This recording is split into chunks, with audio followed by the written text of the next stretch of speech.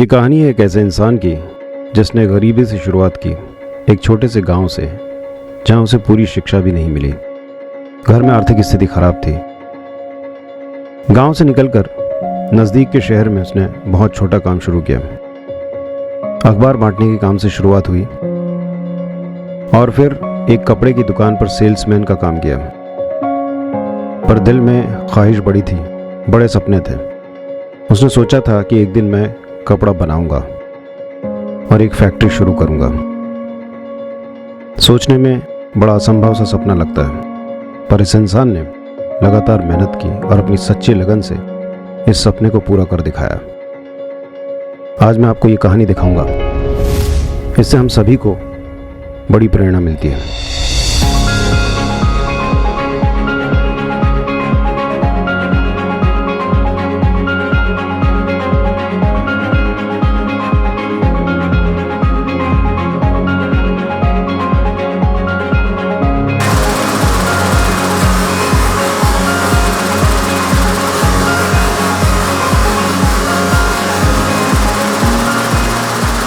श्री श्यामलाल शर्मा राजस्थान के चित्तौड़ से पूर्व में करीब 50 किलोमीटर दूर एक छोटे से गांव विजयपुर में पले बढ़े। कम उम्र में ही गरीबी के कारण परिवार की जिम्मेदारी कंधों पर आ गई।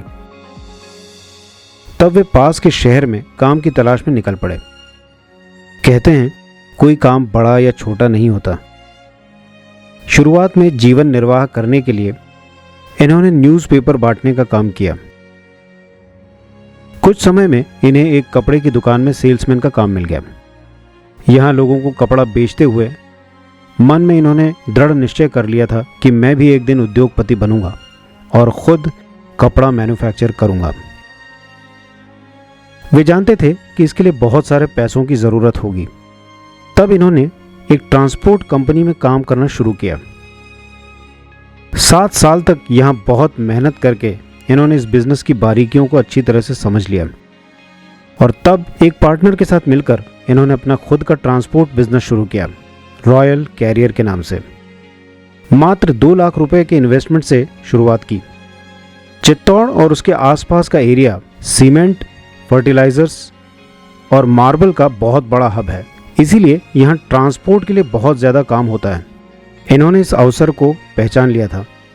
सफल वही होते हैं जो अवसर को पहचानते हैं और उसके अनुसार सही कदम उठाते हैं। पर जितना बड़ा काम उतनी ही बड़ी चुनौती।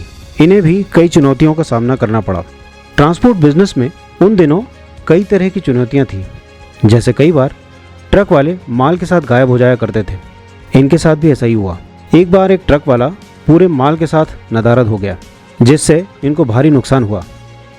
जैसे हमारे मक्की की कोई गाड़ी भराई थी, उसमें हमारा ऐसा हुआ है, ट्रांसपोर्ट लगाती 2-3 महीने बाद हमारे साथ भी ऐसे घटना हुई। सर मुंडाते ही ओले गिर गए।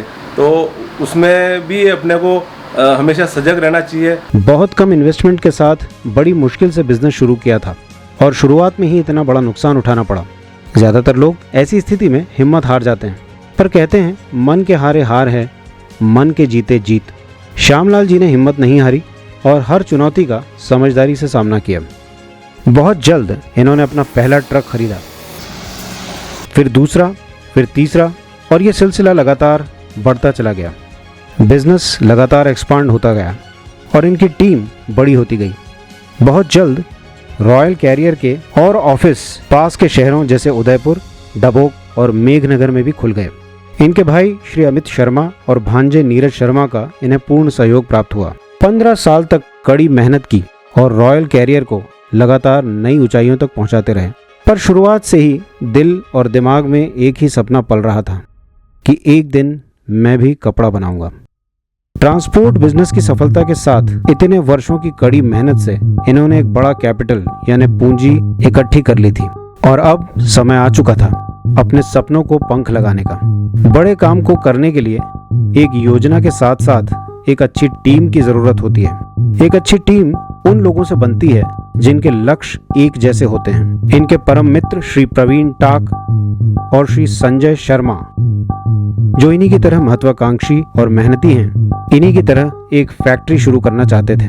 वे कहते हैं, जो हमारे भाई साहब हैं श्याम जी, उन्होंने जिंदगी की जो शुरुआत करी थी ना, वो कपड़े की दुकान से चल रही। ये भीलवाड़ा में सबसे पहले कपड़े की दुकान पे इन्होंने नौकरी की, क्योंकि ज़िंदगी की जब शुरुआत होती है तो एक ड्रीम होता है आदमी के पास, तो इनके पास एक ड्रीम था। तीनों ने अपने एग्जिस्टिंग बिजनेस से जो पूंजी बनाई थी उससे एक डेनिम जीन्स का कपड़ा बनाने की फैक्ट्री शुरू करने का निर्णय किया। डेनिम या जीन्स का कपड़ा ही क्यों? जीन्स एक ऐसा कपड़ा है जो गरीब भी पहनता है और अमीर भी।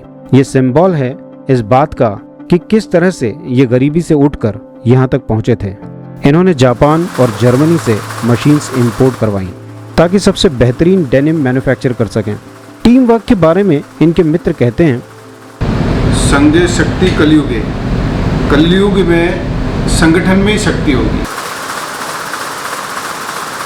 इनकी factory 12,000 metre denim per month produce करती है, जिसको ये डोमेस्टिक मार्केट में सेल करते हैं और आगे इनके बायर्स इसे एक्सपोर्ट भी करते हैं। पर इस इंडस्ट्री में कई चैलेंजेस हैं।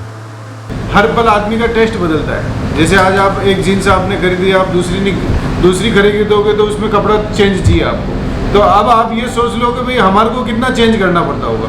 मतलब एक व्यक्ति की सोच के हिसाब से हम नहीं चल सकते। जब हम आज यहाँ 12,000 मीटर कपड़ा पर महीने बनाते हैं, 12,000 मीटर कपड़े को सेल करने के लिए कितने लोगों के पास 12,000 लोगों की सोच पे हमारे को अटैक करना पड़ता है। ऐसे उद्योग को शुरू करने के लिए जगह का चुनाव अत्यंत महत्वपूर्ण है।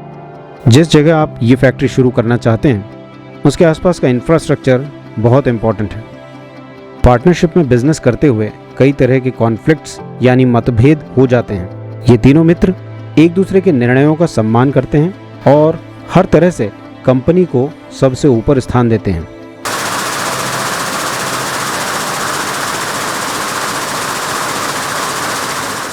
सबसे प्राथमिकता इस उद्योग में या पार्टनर में विश्वास ही होती है। विश्वास होगा तो आप उतार चढ़ाव जो भी होगा उसमें आप बेड़ा पार हो सकता है आपका।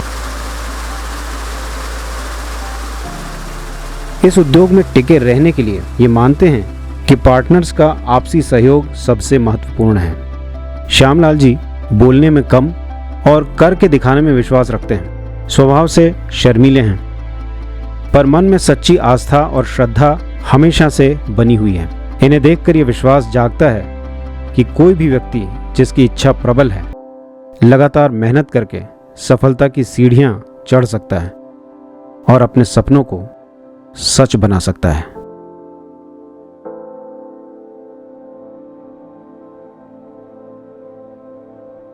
अगर आपको ये जानकारी अच्छी लगी है तो लाइक और शेयर करना मत भूलिएगा, और अगर चैनल को सब्सक्राइब नहीं किया है तो अभी सब्सक्राइब कर लीजिए और बेल आइकन प्रेस कर दीजिएगा ताकि आपको मेरे आने वाले सभी वीडियोस के नोटिफिकेशंस तुरंत मिल सकें। वीडियो को इतना प्रेमपूर्वक देखने के लिए आप सभी का बहुत बहुत धन्यवाद।